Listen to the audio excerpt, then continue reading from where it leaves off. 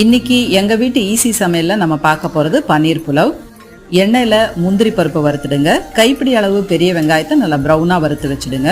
200 gram பன்னீரை வதக்கி வச்சுக்கோங்க, டீப் ஃப்ரை பண்ணிடாதீங்க.